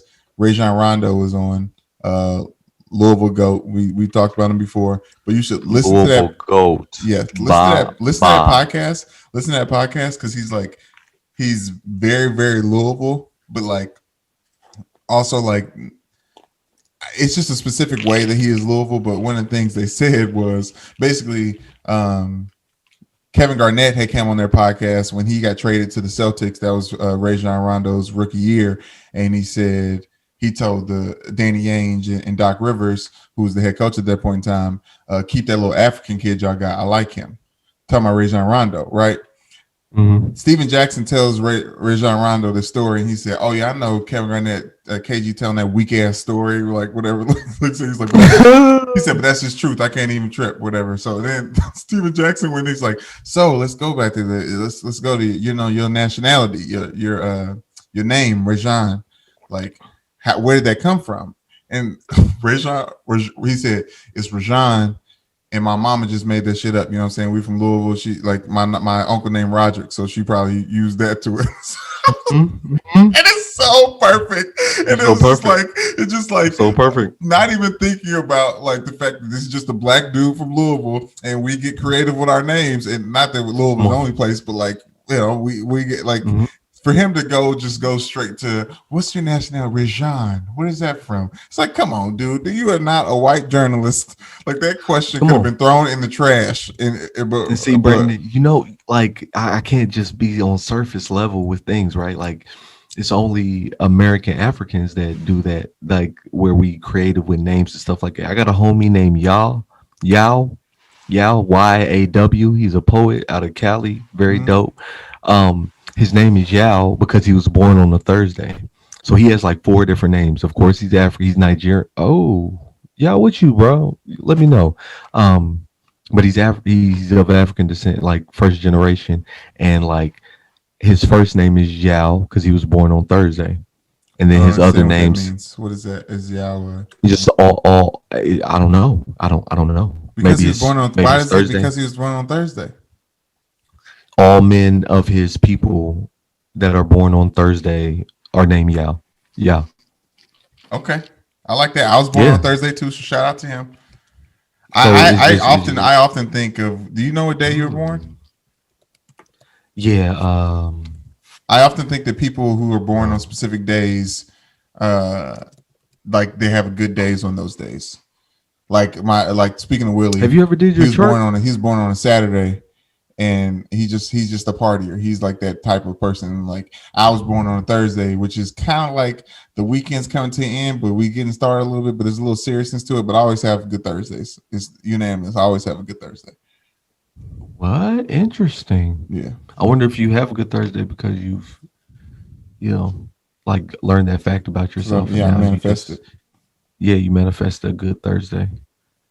Yeah. Anyways, you're talking about No, I'm just talking about what names mean and how they kind of come to being. I think that like it's just one of those things as spirits having human experiences, right? We are bodies that have souls, we are souls that have bodies, not bodies that have souls. You know what I'm saying? Say that again, because I was reading about him. He may be from Ghana, because it says okay. There you go. That sounds familiar. That sounds very familiar. Yeah, it means it's a masculine name given to Akan people who are born on Akan. Thursday. Yes, there we go. He's Akan. There we go. Love, perfect. Empire of Ashanti. Shout out to the queen. Come on. She had to cancel that verses between her and Keisha Cole. She had to cancel because she got COVID. Hey, Coming to America 2's coming out. You watching that? Did you see the preview? I didn't. You didn't see the preview? I'll send you the preview so we can talk about that. But it's going to be on Amazon Prime. Mm-hmm. I think Eddie Murphy's African accent has gotten just like way worse over time, because I remember it was like pretty. I was impressed. 11-11 at that point in time. I was impressed at that point in time, and then now it's just kind of like, oh, okay, the whole movie's gonna be like that. No, but I'm excited. Of course, I'm excited. He's going back to Finest Chun, and also, gosh, I'm losing his name, but he's a brilliant. Arsenio Hall. No, Jermaine O'Neal. I believe that's his name. He's a comedian, actor, comedian who he helped write Jermaine O'Neal's the famous basketball player. What is that? Yes. Oh God, the Celtics came to mind when Brandon said that. Jermaine Fowler. He brought back. He was on Crashing. He was in a bunch of stuff, but Superior Donuts is the show that he acted in. But he brought back all that. One of the main writers there, and he's hilarious. And he is the son that Eddie Murphy is coming back to find in that film, which I'm excited about because this guy's just been a really good actor. You've seen him because he's on that meme of Sorry to Bother You, when he's like, good day, brother. Oh yes, it's a great day. You know what? No, let's buy some coffee. You know what? Let's have 3, 2, 4, 5. You remember that meme, like the over aggressive thing between Lakeith Stanfield and Jermaine Fowler? Nope. You didn't see Sorry to Bother You? Oh, when they was giving each other compliments. Yeah, like aggressively giving each other. But it was aggressively, yes. Yeah, yes. That's Jermaine Fowler. But anyway, okay, cool. Yeah. Hey man, Sorry to Bother You was a little weird at the end. Like I was with it up until the end, and in the end, I was just like, "Hey, bro, what the fuck am I watching?" All right, y'all. So look, check us out, real quick. Um, oh, I don't know what I was about to give you. Well, I I know. wouldn't. Let me just say this because I do feel like we're going everywhere right now, which is funny, and this is kind of how we do podcasts. It seems like that's what we're doing. But the person you had given me, you had sent me a screenshot of somebody who said, "Shout out to the podcast," and they called it a certain term that had not heard before. And I looked the term up. The literal definition of the term was like Hold on, what's the confusing. term? Was it? I can't remember. It was Enigmatic. enigmatic. Enigmatic. Yeah, it Yeah, was like okay. Let enigmatic. Enigmatic. enigmatic, Yeah, enigmatic. difficult to interpret or understand, mysterious. I was like, that Yep. is not something you want your podcast to be. But shout out to everybody listening. No, but I believe that word has turned into one of those words that you use and you don't use it like specifically to the definition. You just use it in the context that it was introduced to you as. So they probably gave it to you as a compliment. You was like, "Oh yeah, that's real enigmatic," and then you like, so now you just give it to every person that you I was meet. afraid. I And was afraid that was the case.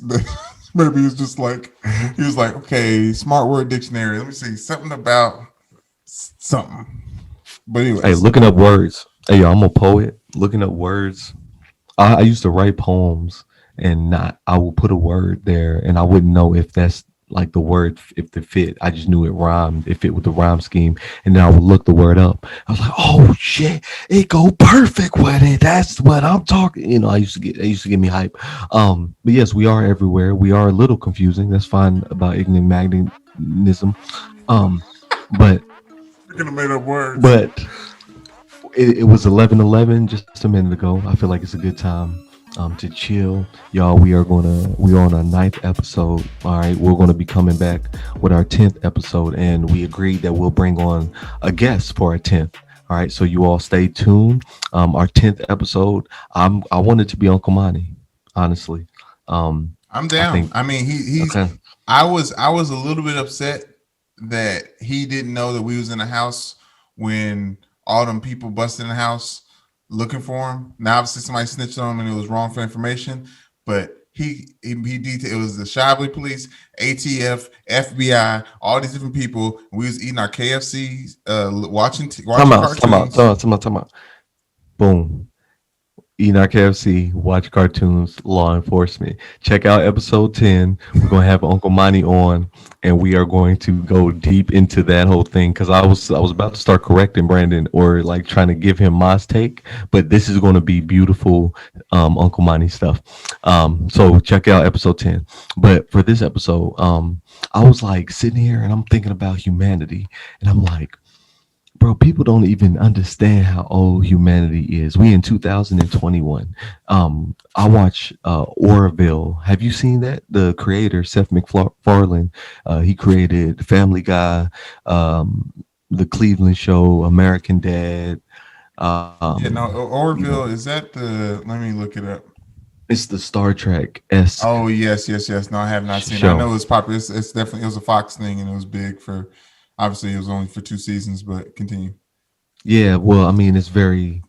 I'm not surprised it was for 2 seasons because we're on the second season and it's starting to get a little, y'all reaching a little bit. People that lost Where are you watching the it at? imagination on Hulu.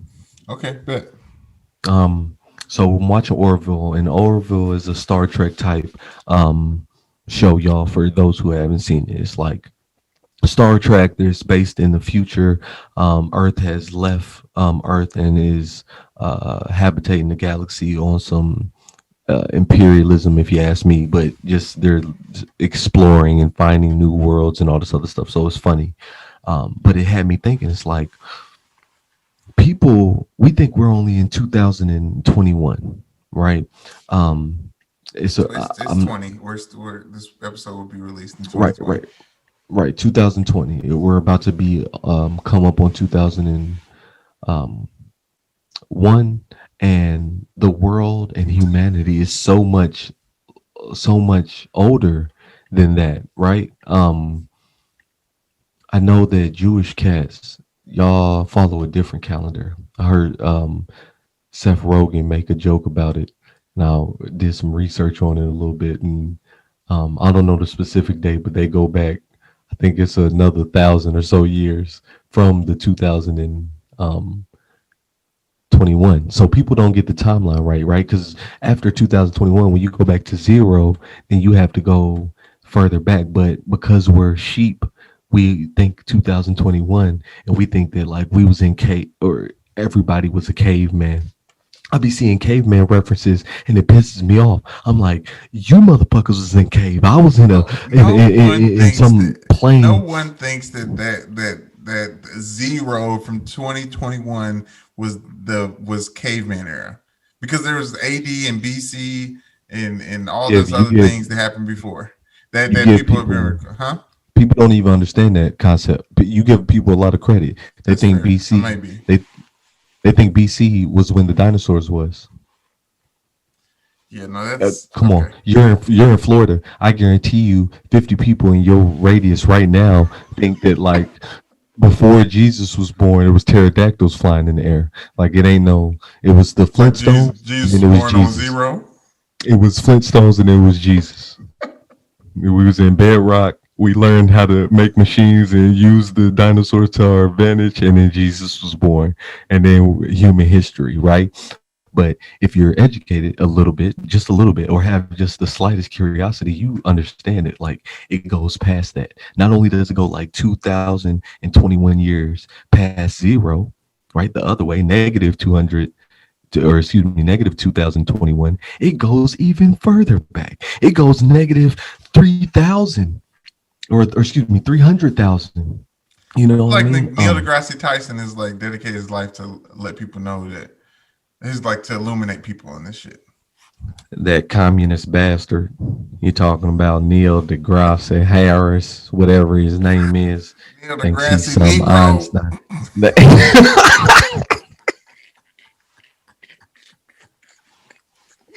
He thinks he's some Einstein. He ain't no Einstein. What? Einstein was Jewish. Well, fuck. No, I'm playing. We're from Kentucky. There's definitely that conversation happened in some household. So look, y'all, check this out. I got this book. It's called Sapiens, and it's by Yoval Noah Harari, some shit like that. But brother, like, goes through all of human evolution, like goes through like as far back as we should be going back, right? So there's a lot of things that he has to break down before he starts going back, and I kind of wanted to describe that. So I want to use you as a factor because you are the average um American that kind of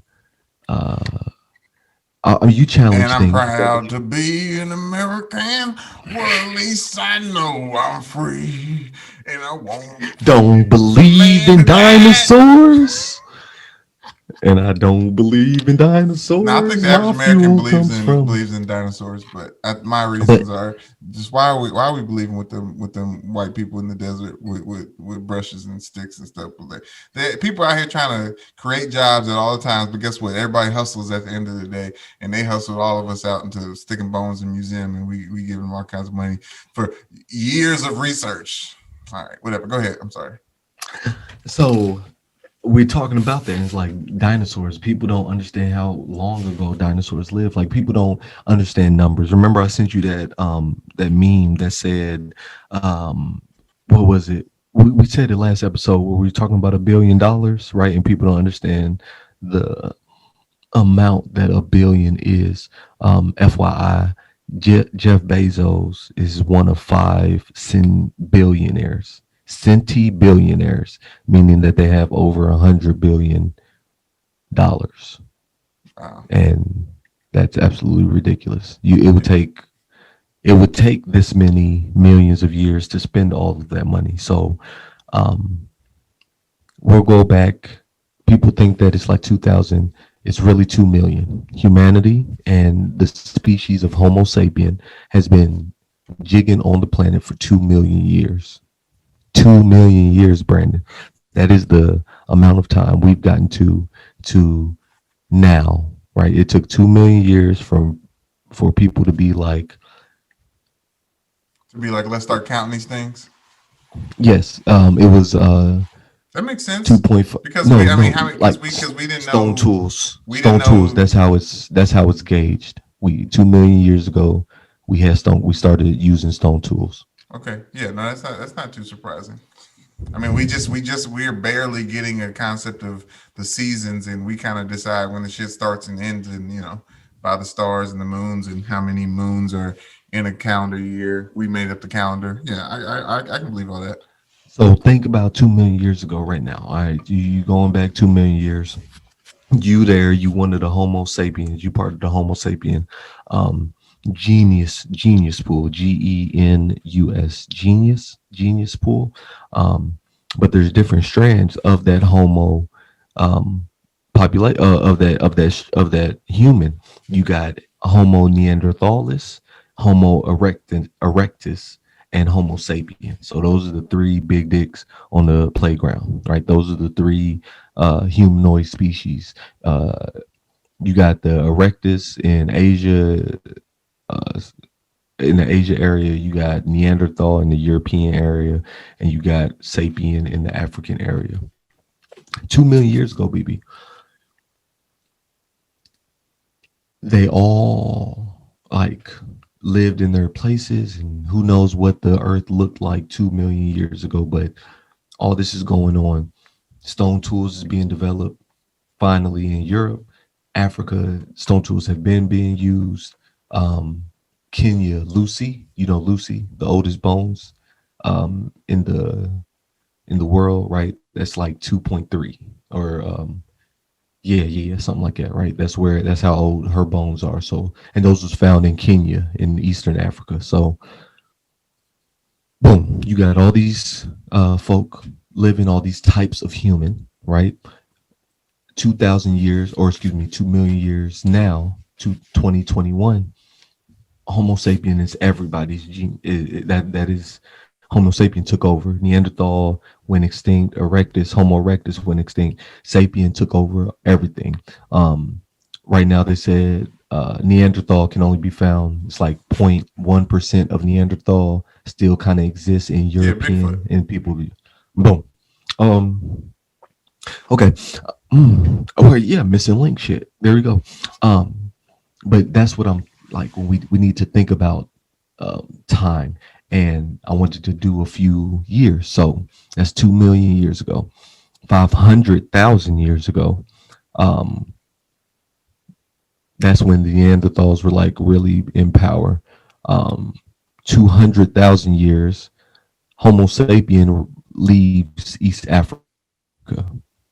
30,000 years. So this is negative 30,000 years. If y'all follow along, we're on 2021, negative 300 or 3,000, 32,021 years in the past. The Neanderthals become extinct. All right. And that is where we're at. That's where we're at in humanity and so on and so forth. I feel like we need to get the timeline right. That's all I'm saying. But for Like what the purpose? timeline. Because our history, like our humanity and our evolution is based on our memory, our historical memory, right? So like we survived as humans, or we got to the point we are now by having conversations and telling stories of what to do and what not to do, right? Like there's a bush over there, you can't eat those berries, you'll die. My I remember my cousin, my second greatest cousin removed, he died from those bush berries. It's like it is through this historical knowledge of what we did wrong is how we get right and evolve. And because our timeline isn't correct, because Constantine, the Romans kind of came through and said, all right, we're gonna start from zero. Louis C.K. has a hilarious joke where he says like Christianity is wild. He said they came around and said, all right, it's zero. The year is zero. Come on, everybody in the world, start counting. Come on. 1, 2, China. Come on. 3, 4, Africa. Come on. 5, 6. Yes, no, we're all counting. We're all using our calendar now, right? People need to realize that, like, people need to understand that, like, we have to re-talk about how we're talking about the timeline, because otherwise you don't understand historical facts like Mansa Musa or Amar Bukhari How are and all of them. those concepts of those entities muddled by how we count years today? Because I don't understand Because why we need to know. because Yeah, Africa. yeah. Okay, so Africa was in a golden age, um, like 3,000 years. So negative 3,000. Africa was in a golden age. They were the heads of the world. They exported the most gold. They had the best linens. Everything went through Africa. And then minus 3,000 years, you have the rape of Africa, and everybody takes things out. And then we start modern times, right? So if you kind of understood, and then Africa, that golden age, that was negative 3,000 years is when the golden age started to fall down. Like that's when they started to slip. In Before that, Africa. yeah, in Africa. Before that, they had been like the end all be all for like tens of thousands of years going that way in direction. So if we understood that, we would have a different understanding of who we all are as humans, and then also as like people in general, like How? self-confidence. History builds self-confidence, or molds self-confidence, right? Like America can only be, it is the history that we glorify that makes people proud of it, right? But if we used to know kind of some of the seedy truths behind some things, you wouldn't be as proud, right? But that's how you develop, that's how you inspire, um I self think you would self like to worth. think that way, but I think there's a honesty to people believing what they like to believe, even when the truth is staring them in the face. So I think There's an universalizing it, honesty.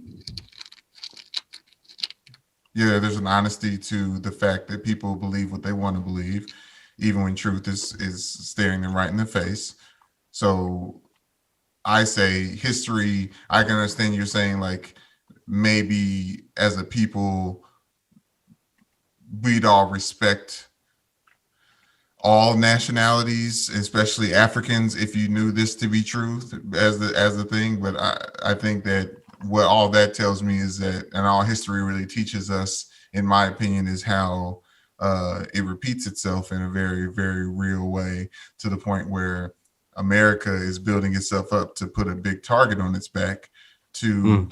be the next Africa, to talk about how they were pillaged because and exported for all the goods that we stole originally as Americans, and all the people within it. So like, um, Like, I isn't it think not wild? knowing that truth is something individualized for you, for us to, like, to march around with. Other people's understanding of that as truth really doesn't do much for me, because like people just will always choose what they choose to believe, regardless of Mm. what I mean. That's Like, interesting. Yeah, no, power of thought. Power of thought. I truly believe that because we all believe in gravity, gravity exists.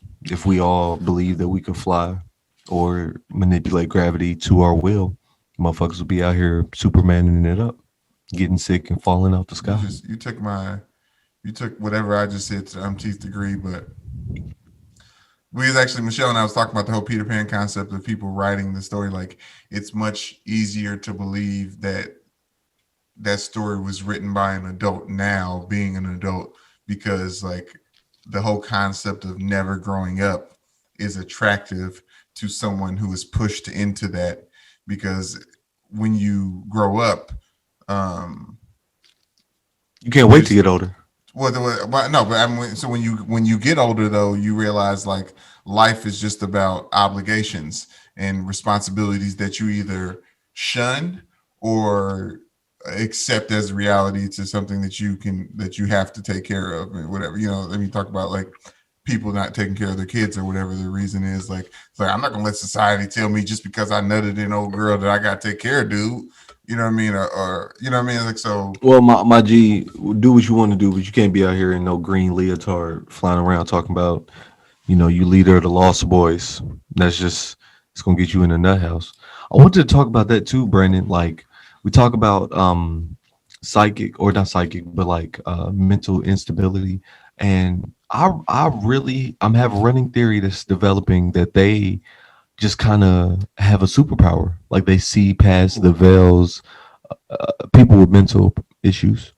Oh yeah, So like absolutely. I mean, schizophrenics, Kanye told us personality. that's his disability is a superpower. I've always believed that to be true. I never questioned that for in an instance. And I also think that, I mean, yeah, it's the same thing as like when uh w- women, and I'm like, I don't know what century this was in, but Charles Dickinson times or whatever, the amount of women that were admitted to hospitals just because their husbands were gaslighting them into thinking that a lamp was actually off that they turned on, and they're looking at it and it was like, no, this lamp is off. Like gaslighting is, I mean, that's the point of gaslighting. It came from that terminology because people were made to think that they're crazy. And it's talking about, go back to race. It's like Black people were made to think that they're inferior from in systematic Right. things and things like that. Right. But in all actuality, Right. we know the truth of the matter. Right. So yeah, I do believe that there is it's like the whole childlike honesty thing. It's like there's a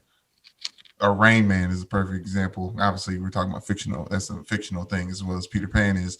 But the concept that being beholden to social norms and constructs limits your level of thinking and also your imagination and also your reality to what is real and what's not real. Like I keep talking to Michelle about the fact that like the fact that I think that because I believe in the spiritual world allows me to not be afraid of it and come to terms, and like in the sense of like I think it's just a part of my everyday because I can't be praying to a God that I believe in and also think that like any form of extraterrestrial like entity does not exist. I just think that because my brain is open to seeing and believing that what I'm seeing could be result in that conclusion, then I have a wider grasp and scope of the world and how it can move and the explanations for things and how they move than Michelle, who will always take it to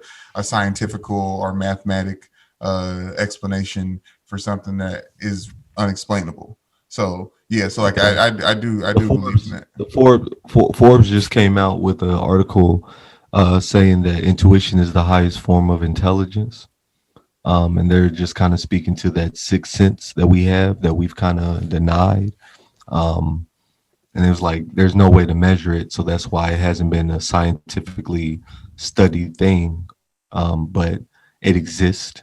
People are starting to like recognize. Let me bring it back because we've been looking up words in this podcast. Intuition, noun, the ability to understand something immediately without the need of conscious reasoning. Boom. So people are starting to realize that intuition is like a form of intelligence. I always credit my intuition to my intelligence in general. Like the reason why I could slack in school and still get A's on tests is because like I just knew the information before I learned the information for some strange reason. It was just something that has been with me. And then we talk about this being superpowers. So my son Kingston is on the spectrum. He's on the autism spectrum, and he communicates quite differently. But I will tell you, like his intake of information is the same as any other kids, right? Like his imagination, his playing with toys, like he's right on track with the other kids his age. Is just emotionally he's not up for the BS. Like society says I need to tell you I want juice. I want to just drag your hand to the refrigerator. You know what I want? Why are we at the refrigerator right now? Like why am I hitting my head against the refrigerator? Because you know what I want. And we sitting here trying to say, juice, drink. We try to do the signs and sign language and stuff. Some of that works, some of it doesn't work. But like, and he's getting better. He's getting so much better. He'll just repeat, drink.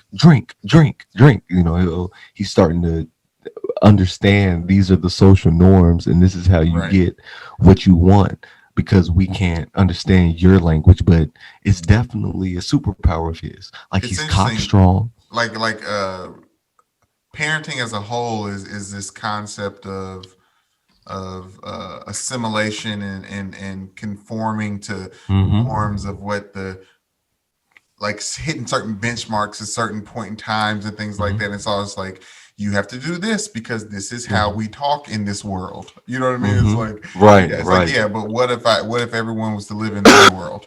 Like what type of you know Right. When you angry at somebody, when somebody don't give you the cookie that you was asking for, just headbutt the shit out of them. Fuck it.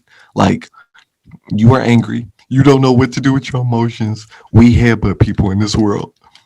I told you about when he headbutted his daycare when he was one or like two, one and a half.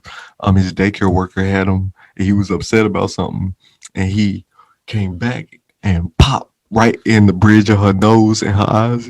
She said she almost passed out. She said she blacked. She said she blacked out. Her legs got weak, but she realized like halfway before falling that she still had king said. She like got back up. She had a oh bruise and my everything. god.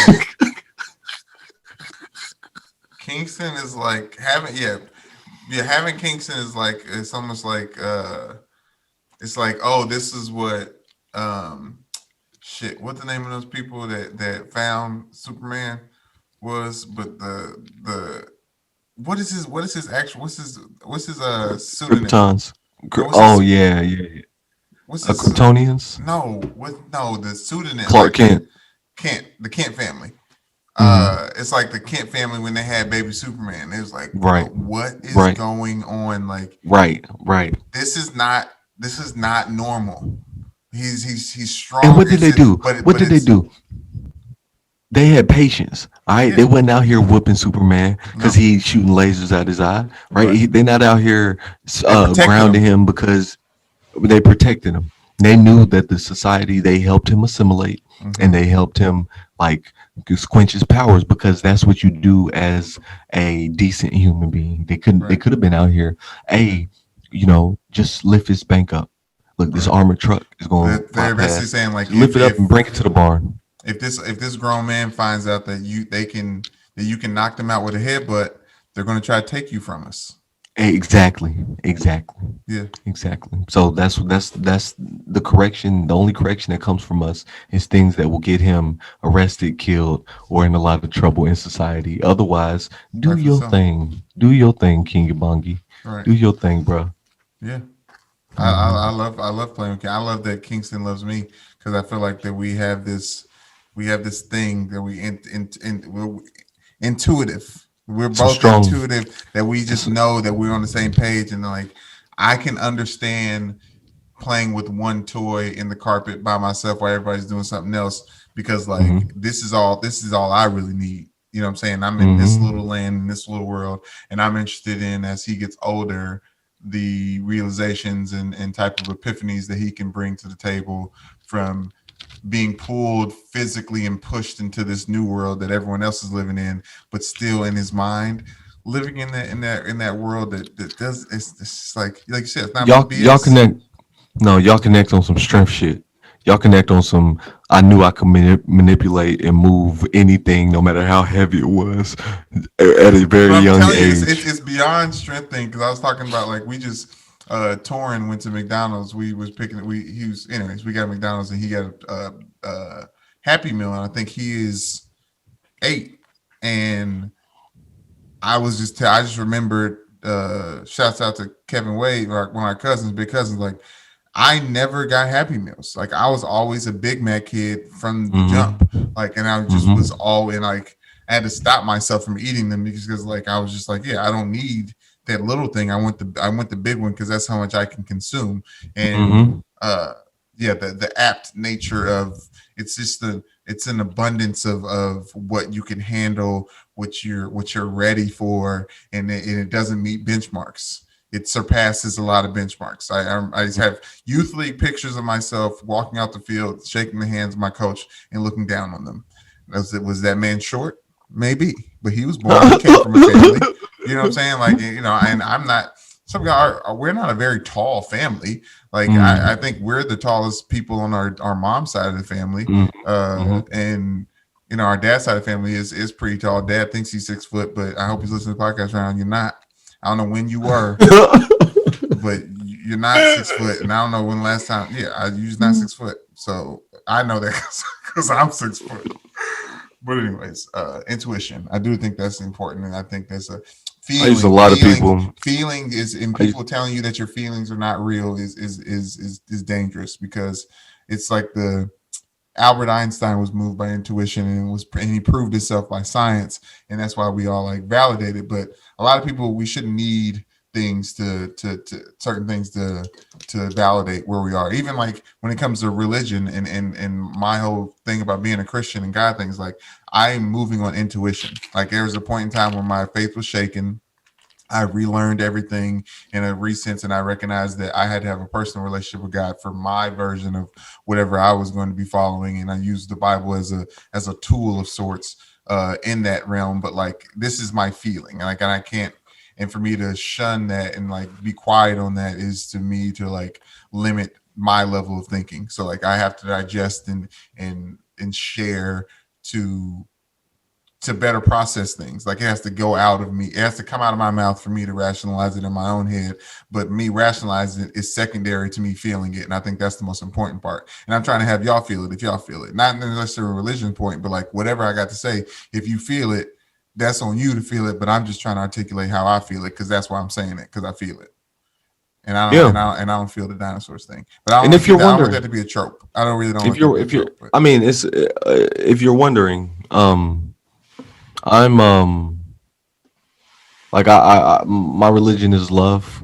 I think I've mentioned that before.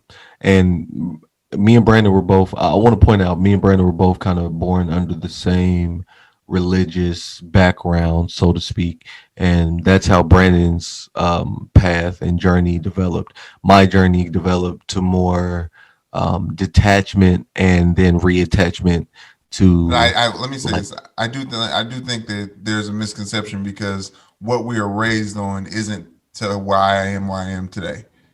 You know what I'm saying? I think if it was what I was raised on, I think I would not be where I am today. You know what I mean? It took some like internal searching and finding and seeking of other things to kind of get to me where I'm landing at today, because where we were at is kind of down a path of just something that I'm not at. I just say that mainly because of the amount of religious arguments that I get into with our father, who is the one who was kind of like our religious leader in the household. But continue. Hey, boy, daddy is anointed. That's another thing. I just believe in energy, and whatever you giving your energy, your thoughts, your prayers to, that will convalesce, because my father has definitely been protected by something. And if he says it's his God, and if he says it's the Son of Father, Son, Holy Ghost, Christ, Jesus, like that nigga is doing his job apparently, because my dad has been so protected. But no, y'all check us out. Blesses in abundance. All right. And that's what you see in me and Brandon. So if you ever see any light, just understand that light comes from something higher than ourselves. Y'all can call it whatever y'all want to. But we have come to terms with it. We built a relationship with it, and we ask that you do the same. It's 11:45. I thought this is a good segue to thoughts and prayers. We can wrap up this show. Y'all check in for episode 10. That's the one I'm really trying to dig into, because I promise. What did Uncle Monty say he couldn't talk about? Look in your chat notes. I was telling you the air conditioner just kicked on in this garage, so I wanted you to keep talking until you didn't have to, because I don't know what it sounded like on my side. But basically, there's some you can hear cases. It a little bit. Okay, well, yeah, that's what I'm trying to avoid. But there's cases that could be open, and instead of yeah, and they're like allegedly, like he's exactly. He was saying like he doesn't know what type of stories we want to actually get into.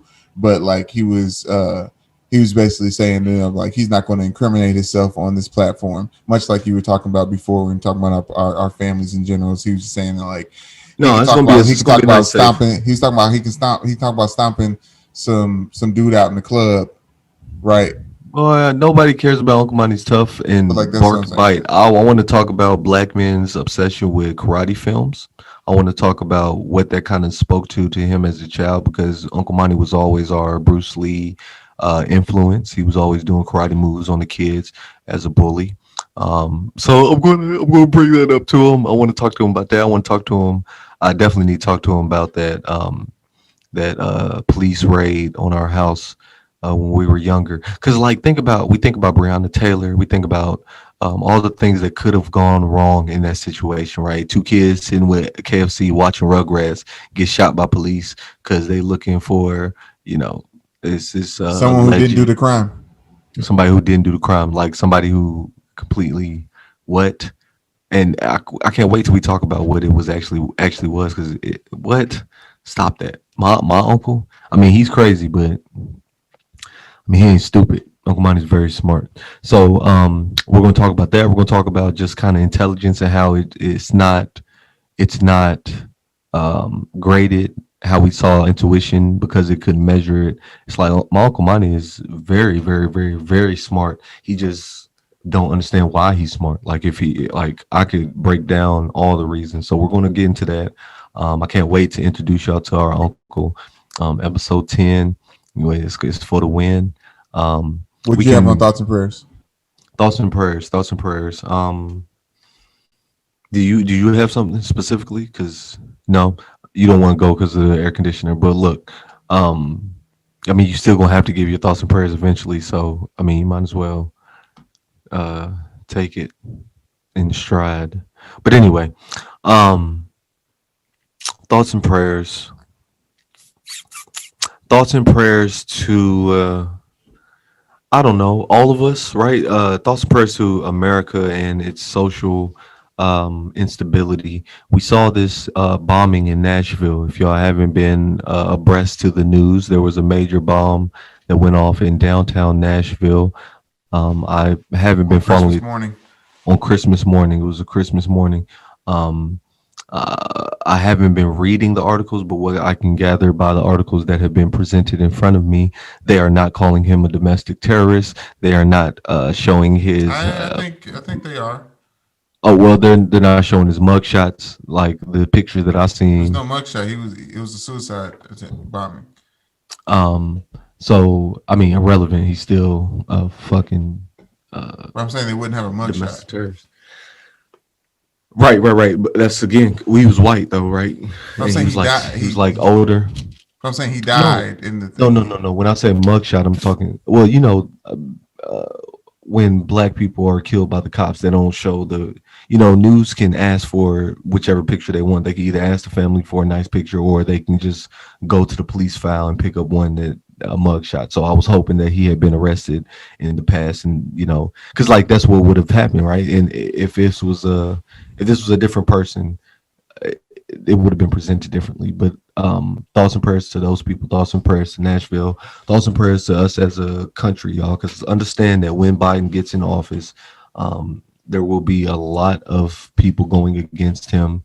There will be a lot more instances like Nashville, and everybody needs to be on alert and buckle in and um, He blew give up. their thoughts and He blew prayers. himself up and everyone else around and gave a warning to clear out because his target was the cell tower in AT&T, and for hours on Christmas Day, uh, no, people just didn't have any service. The only way people could listen to news was via the radio. So it kind of forced people back into like 1930s in a way.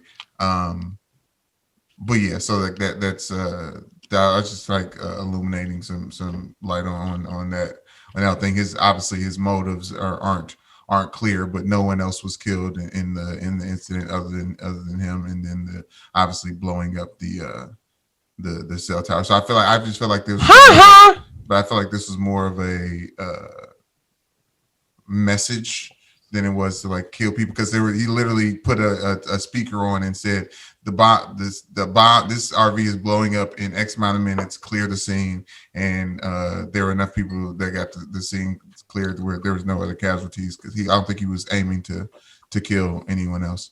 But definitely thoughts and prayers to Tennessee. I don't want to make this a biblical or a religion podcast, but we talk about the birthing pains that happen when this when Jesus makes his return, and the tornadoes and unnational storms and the plagues and all of the stuff like that. Tennessee has felt it in all shapes and forms. The terrorism, which is what this was, an act of terrorism.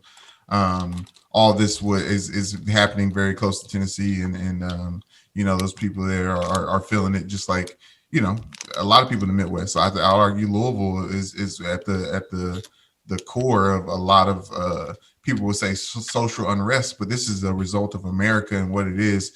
And I don't think that predicting further carnage is even necessary, because whatever happens is going to happen. And I don't think it's going to be a result of Joe Biden or anything else. I think it's a result of America's society and how it's made up. So like Lance said at the beginning of this whole thing, thoughts and prayers to us.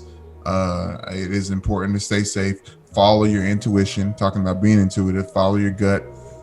If you feel like something's wrong or something's amiss, if you look around and you feel like something's plotting, I'm not talking about profiling. If you just feel the energy in the air not be where it's right, then it's time to move. But a big part about that is being present in the moment. You know what I'm saying? I'm a big person. I don't like to be excited for things that aren't in front of me.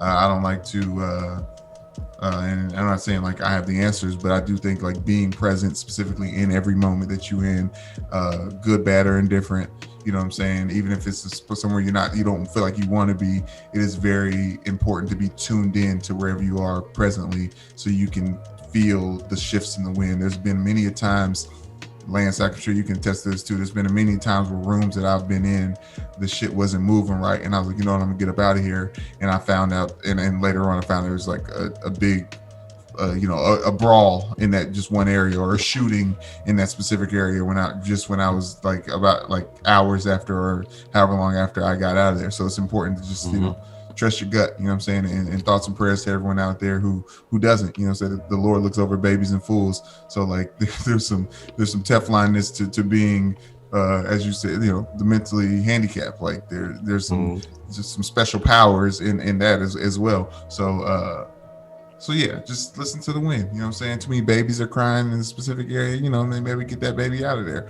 or usually that spot as well. But yeah, so. But yeah, thoughts and prayers to America, man.